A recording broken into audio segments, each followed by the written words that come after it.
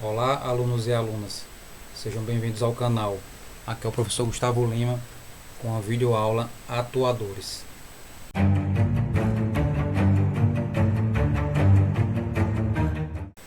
Ao final desta aula, você deverá ser capaz de aprender sobre atuadores e sua função no sistema mecatrônico, diferenciar atuadores mecânicos e elétricos, aprender as principais aplicações. Vamos relembrar o nosso sistema mecatrônico, composto de um sistema, sensores. Esses sensores reagem a algum estímulo do sistema mecânico e produzem uma informação. Essa informação é processada digitalmente e fornece uma determinada ação para os atuadores. Os atuadores permitem modificar o sistema mecânico. Então, os atuadores são de dois tipos: os mecânicos e os elétricos. Os elétricos vão se diferenciar pela utilização dos princípios do eletromagnetismo. Começando pelos atuadores mecânicos, temos os tipos retilíneo e circular.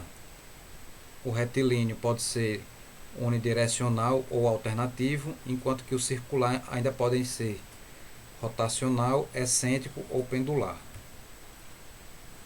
No tipo retilíneo unidirecional podemos citar as esteiras transportadoras.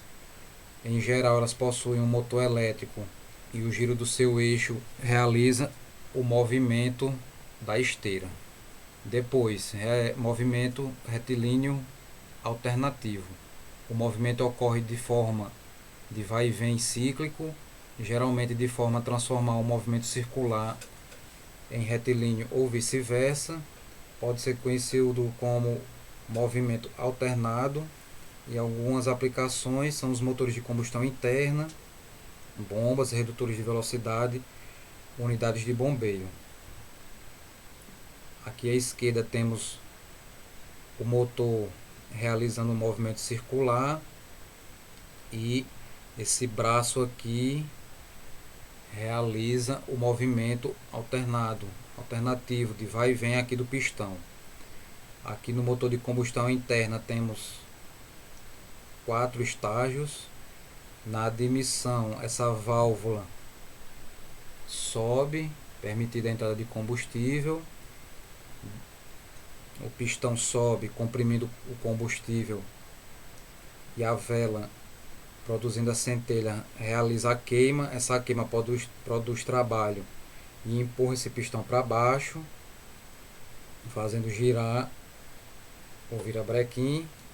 No movimento de subida, novamente essa válvula da direita agora sobe, eliminando os gases da combustão. Temos também o bombeio mecânico de superfície. Então, o motor que se encontra nessa região aqui, o seu giro movimenta esses braços aqui, essas alavancas, de modo a permitir o sobe e desce dessa coluna. E é essa coluna quem faz a extração do petróleo ao redor da parede do poço.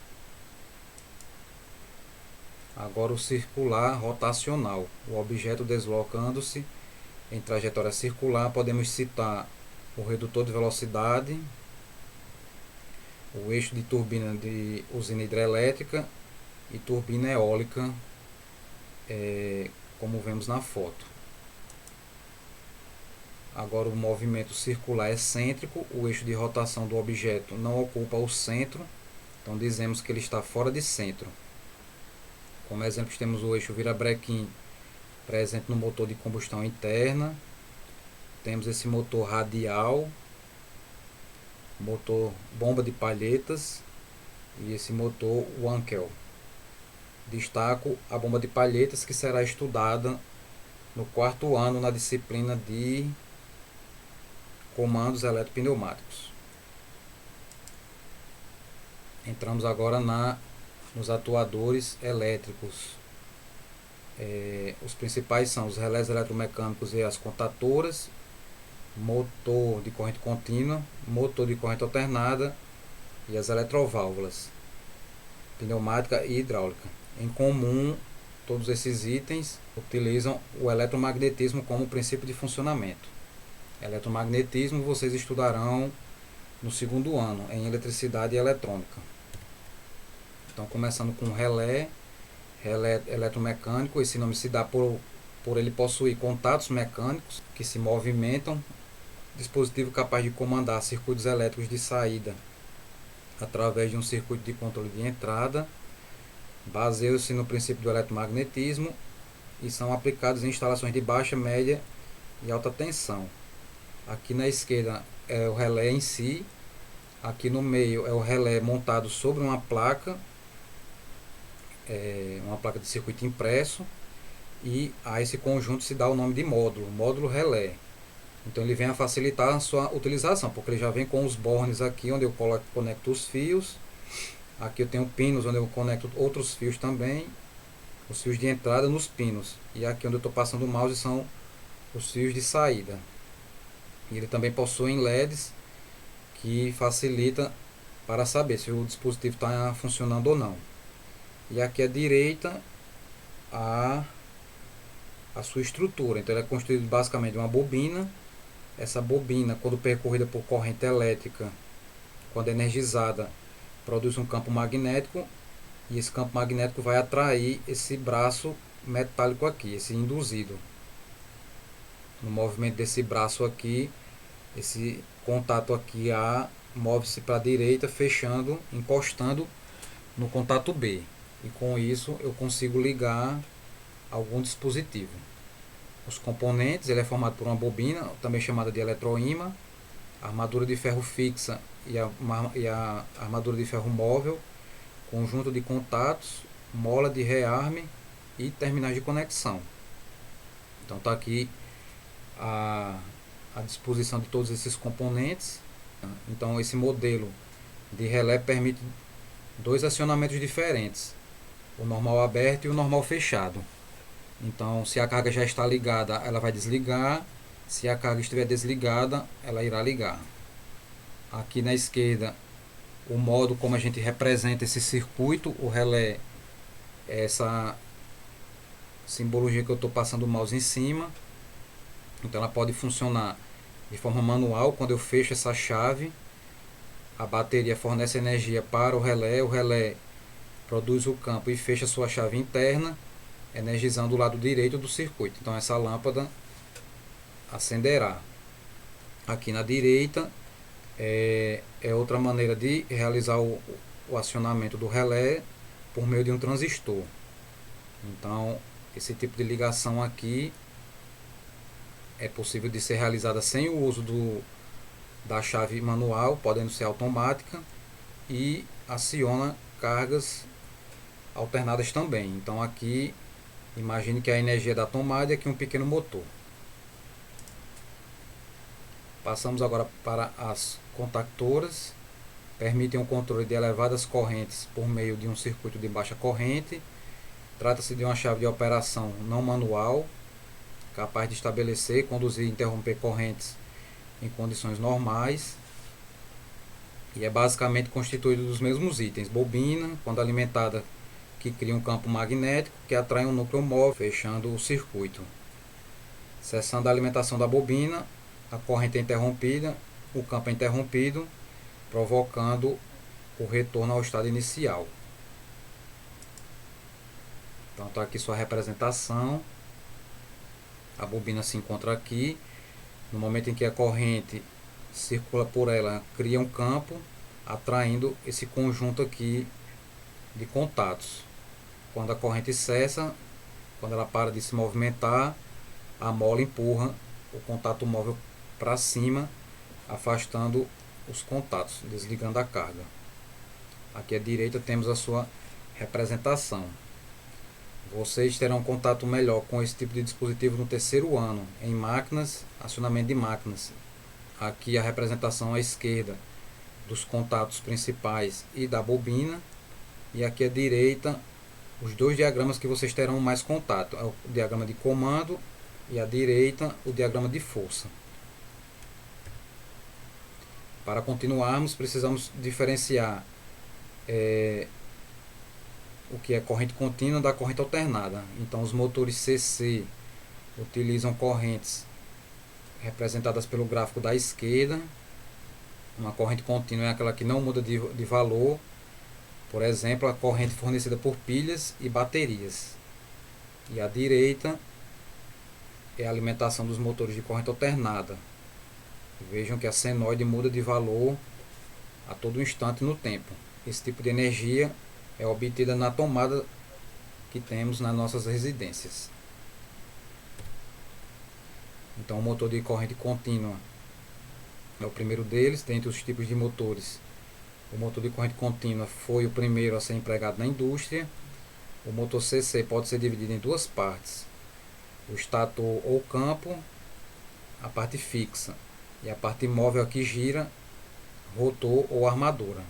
Aqui na esquerda temos as fotos do que é o estator e do que é o rotor. O rotor se encaixa nesse espaço interno do estator, e aqui à direita temos a simbologia dos dois dispositivos.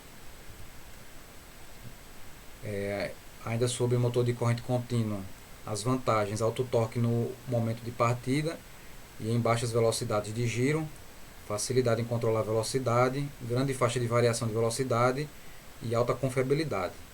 Como desvantagem, maior tamanho e maior custo que os motores de indução ou motores de corrente alternada para uma mesma potência. Maior necessidade de manutenção devido aos comutadores. Então aqui são os famosos o famoso carvão que tem que trocar no motor de corrente contínua de tempos em tempos. Presença de arcos e faíscas devido à comutação de corrente por elemento mecânico, o que impede o uso em determinados ambientes. Então, ambientes explosivos, como numa refinaria, onde tem perigo de existir vapores ou gases inflamáveis, não é recomendado o uso desse tipo de motor. Continuamos agora, veremos o motor de corrente alternada. São máquinas capazes de converter a energia elétrica fornecida através de corrente alternada em energia mecânica. Podem ser monofásicos ou trifásicos. Aqui à direita temos um exemplo desse tipo de motor. Os monofásicos são ligados à rede monofásica em 220. Então nós temos fase neutro. Como aplicação, ele predomina na eletricidade predial e residencial.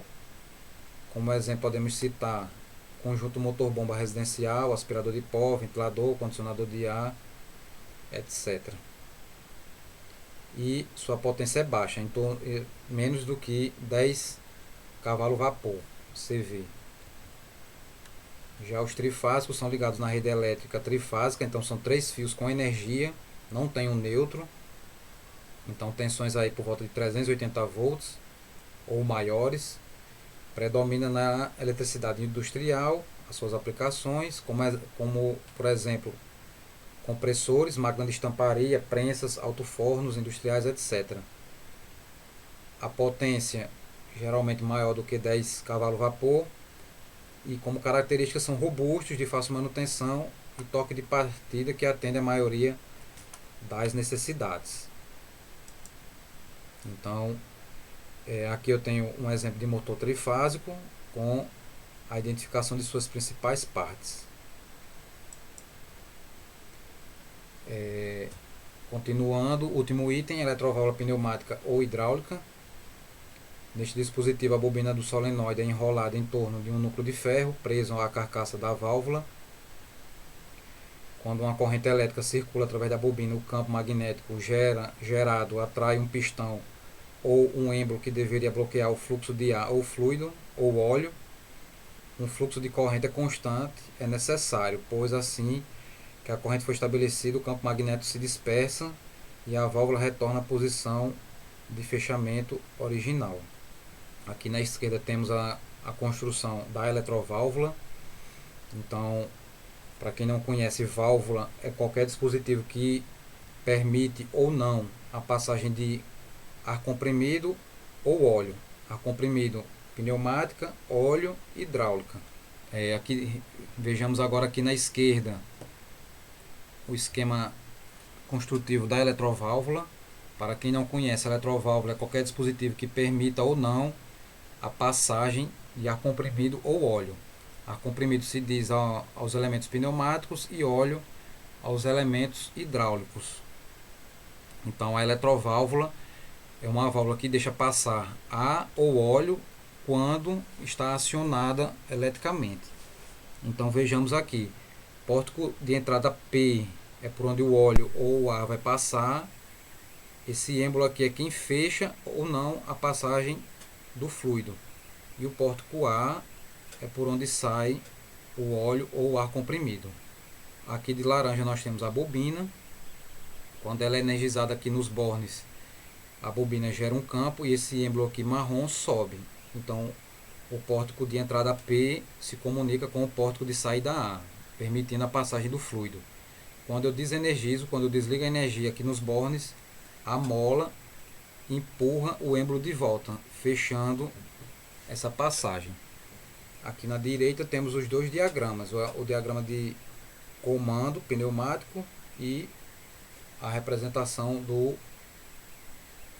circuito pneumático, composto por um compressor, a válvula eletropneumática e o pistão acionamento simples com retorno por mola. Esses itens você conhecerão bem melhor no quarto ano, quando estudar a disciplina de comandos eletropneumáticos. Então, nesta aula, você aprendeu sobre atuadores e sua função no sistema mecatrônico, diferenciou atuadores mecânicos e elétricos, aprendeu as principais aplicações. A bibliografia consultada será disponibilizada na aba de atividades, para que vocês possam consultar e tirar dúvidas. E finalizo essa apresentação deixando meus contatos na tela. Qualquer dúvida, assista novamente a videoaula, publique no mural do Google Sala de Aula ou consulte o material de apoio. Fico por aqui, até a próxima, um forte abraço.